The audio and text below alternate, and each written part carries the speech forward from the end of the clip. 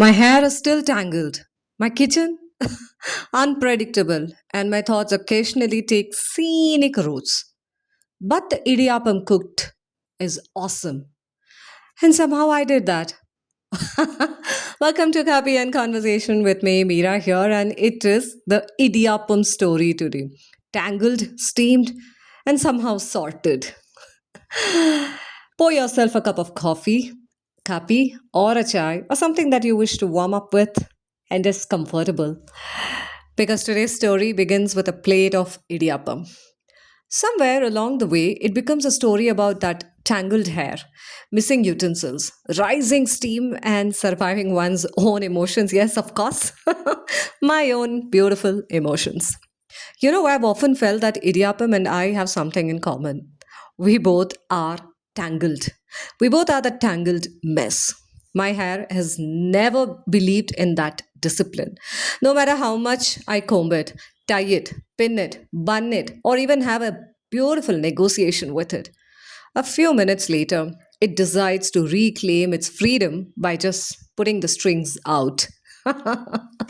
And if you've known me long enough, you will know my thoughts occasionally do the same as well. A little tangled, adventurous, of course, little creative, which is probably why sometimes I just scratch my head and ask this question: is this the reason that I love idiyappam? A plate full of beautiful tangled strands somehow coming together into something delicious. Unlike my hair, which usually comes together into something questionable, let's park it. Now, for those unfamiliar, with what is this idiyappam, I would invite you to do give a search. Idiyappam, it's a traditional dish enjoyed across Tamil Nadu and Kerala. To most people, it's a breakfast. To me, it's a comfort, aroma, nostalgia. I mean, you name it, and yes, I would say yes for that. It's a joy of watching those delicate strands emerge from the press. Even the last tiny strand sitting alone on the plate deserves that total, full respect. Nothing should be wasted to me. But here's the thing: after my stepedectomy surgery. Yeah, it's a process in my year. Nearly 10 years ago, I stopped doing activities that involve strain or putting that pressure around my ears. Making idiyappam became one of those things to me because squeezing the dough through the press requires a lot of effort. Yeah, there are a lot of easy tools available, but still, it is sometimes a difficult task for me. A lot of effort, the kind of effort that makes you question your life choices, typically halfway. Why am I doing this? So, over the years, idiyappam became a luxury to me. Even when I go to a hotel or a restaurant, idiyappam is something I order and I have it along with coconut milk. Something I enjoyed when help was actually available, or when the stars aligned their path, or when all the kitchen equipment decided to cooperate. Today's story is all about a day when absolutely none of these things happened. My cook was ready. I was ready. The food was, yes, it's telling, the plate is telling me, yeah, I'm ready, Mira. Only the resources were not. They were unavailable. They were not ready. I wouldn't say that. The rice flour available at home was for puttu. The idiyappam press was at my aunt's place. Thankfully, we live in the same apartment complex, so in a jiffy, I got it on my piggy bank. So retrieving it felt like, typically a crisis, more like a relay race for me. Then came the steaming vessel, which is missing, gone, vanished, poye pochu. That's what they say in Tamil. Now, before you blame the vessel, I need to confess something.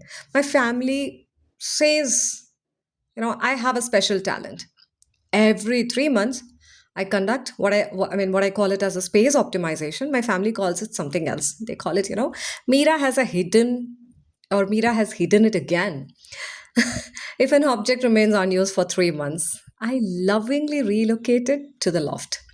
I genuinely believe I'm creating a space. The object usually deserves that, right? The object also disagrees sometimes that, Mira, don't put me in the loft. But I do that.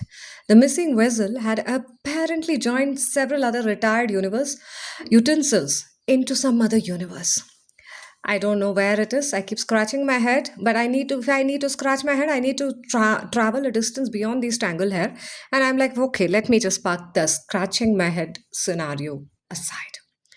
Thankfully, yes, of course, to the modern technology and for the e-commerce that we have, it came to the rescue. The fresh idiyappam flour arrived through the instant delivery. The press arrived, of course, from my aunt's place on my piggyback. Everything seemed under control until I realized the pressure cooker was also missing. But you asked me the question, why is it so well? I've been operating between two houses, between two families, and the kitchen also travels along with me sometimes because sometimes you get that comfort holding certain spatulas, the currency, or the vessels, and if you go to some other place, might be you take that also one or two, and my pressure cooker was also one. Now, I really have a great task to do because the utensil, wasn't there too. So, and my kitchen, of course, the trusted kitchen companion, the Kumbhakarna I call my pressure cooker of the household, I mean, I depend on it because it's reliable companion to me. And today, missing in action. At that point, my nerve cells began conducting their own cultural festival. The Tandav dance, you can call it as a Bharatanatyam, Kathakali, Tandav, Yakshagana, what and all, everything at the same time, and maybe a little break dance too here and there. Good that I didn't break my nerves and all at the same time. One thought said, why today? Another one, I was thinking, just order food.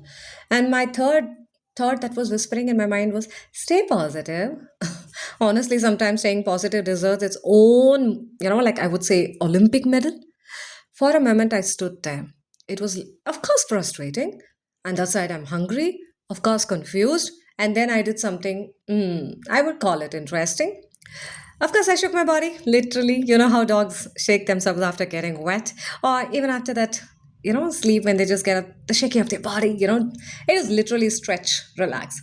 Or the horses stretch, well, after that standstill, I did exactly that. No philosophy, no technique, just a shake. And surprisingly, something shifted, something happened. Attention loosened, of course. The kitchen looked different to me. For a second, this situation looked totally different. The problem remained exactly the same, but I felt different.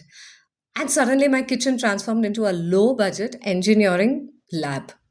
Four large vessels, several small bowls, plates balanced, creatively, water everywhere, and hope also was everywhere. Logic, not at all. I mean, well, I would call it negotiable.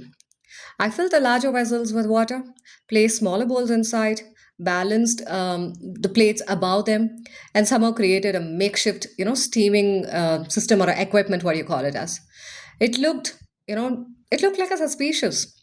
This reminded me of my microbiology days in the college about those autoclaves. So it looked like I was operating some 4 to 5 autoclaves at a given point of time, but all are functional, which is of course enough.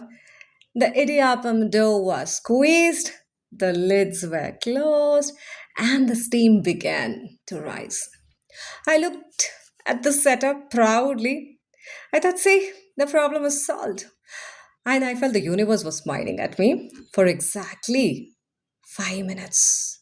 Because when I transferred the idiyappam into the hot case, I discovered something else. The top had cooked beautifully. And the bottom part was so enthusiastic that it just remained raw.